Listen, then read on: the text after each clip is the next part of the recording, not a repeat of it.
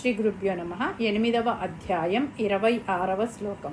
ఓం శుక్లకృష్ణే గతి హేతే జగతః శాశ్వతే మతే ఏకయా యాతి అనావృత్తిం అన్యయా అవర్తతే పునః. ముందుగా అర్థాలు తెలుసుకుందాము. శుక్లకృష్ణే గతి అంటే శుక్లపక్షము కృష్ణపక్షము, దేవయాన మార్గము పితృయాన మార్గము అనే రెండు మార్గాలు.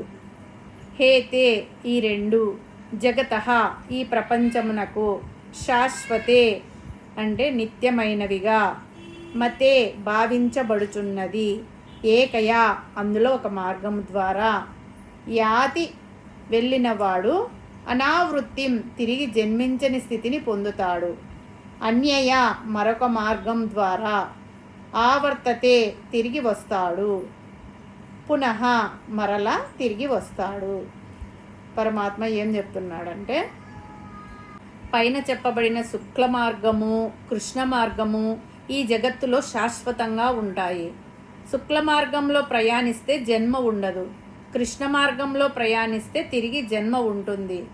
అసలు విషయం ఈ శ్లోకంలో వివరించాడు పరమాత్మ. ఉత్తరాయణము దక్షిణాయనము రెండు ఈ లోకంలో ఉన్నాయి. ఉత్తరాయణం 6 నెలలు, దక్షిణాయనము 6 నెలలు.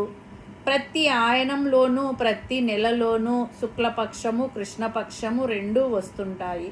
అంటే ఉత్తరాయణం శుక్లపక్షంలో మరణిస్తే తిరిగి జన్మ ఉండదని, అలాగే ఉత్తరాయణం కృష్ణపక్షంలో మరణిస్తే తిరిగి జన్మిస్తాడని, అలాగే దక్షిణాయనం శుక్లపక్షంలో మరణిస్తే తిరిగి జన్మ ఉండదా, కృష్ణపక్షంలో మరణిస్తే జన్మ ఉంటుందా అనే సందేహాలకు సమాధానమే ఈ శ్లోకం.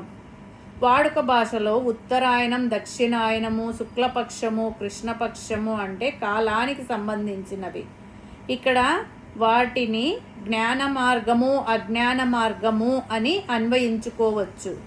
ఉత్తరాయణం అన్నా శుక్లపక్షం అన్నా జ్ఞాన మార్గమని, దక్షిణాయనం అన్నా కృష్ణపక్షం అన్నా అజ్ఞాన మార్గమని గ్రహించాలి.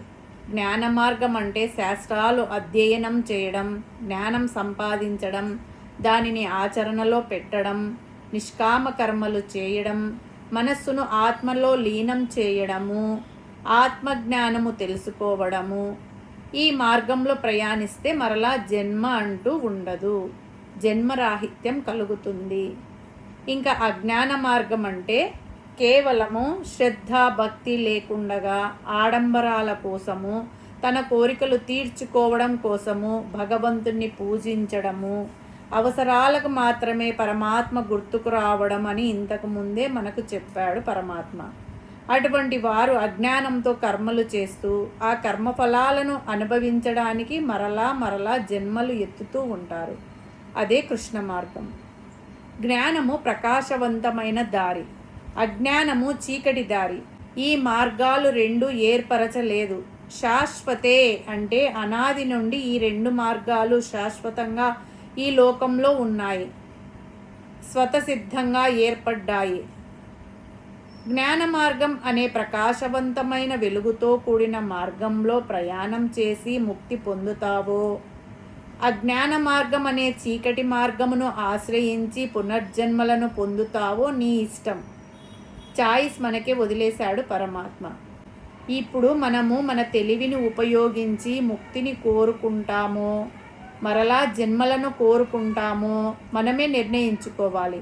అంతేగాని జీవితాంతం చేయకూడని పనులు చేసి ఉత్తరాయణం శుక్లపక్షంలో పోతే మోక్షం రాదు, అలాగే జీవితాంతం పవిత్రంగా బతికి దక్షిణాయనం కృష్ణపక్షంలో పోతే పునర్జన్మ రాదు.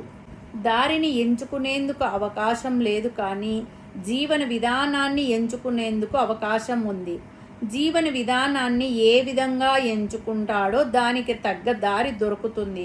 వారి సాధనలతో వారికి తగ్గ దారి దొరుకుతుంది.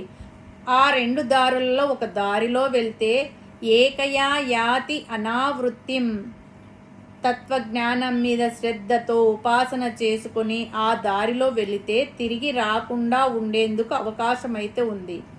అన్యయా ఆవర్తతే పునః, రెండవ దారిలో తిరిగి రావడం తథ్యం. పై లోకాలకు వెళ్ళి తిరిగి రాకుండగా అక్కడే ప్రయత్నం చేసుకోవడమా, లేదా ఉన్న లోకంలోనే తత్వజ్ఞానాన్ని ప్రయత్నం చేసుకోవడమా అని పరమాత్మ మన ముందు ఉంచేశాడు. తెలివైన వారు మేధావులు కాబట్టి ఈ రెండిటిలో ఏది మంచిది అనే విషయాన్ని నిర్ణయించుకొని ఏది మంచిది అని మీకు అనిపిస్తే దానిని అన్వయించుకోవచ్చు. ఉన్న రెండు మార్గాలు దేవయాన మార్గం, పితృయాన మార్గం. ఈ రెండింటిలో ఏదో ఒకటి ఎంచుకోవచ్చు అని పరమాత్మ చెప్తున్నాడు. హరి ఓం తస్సత్.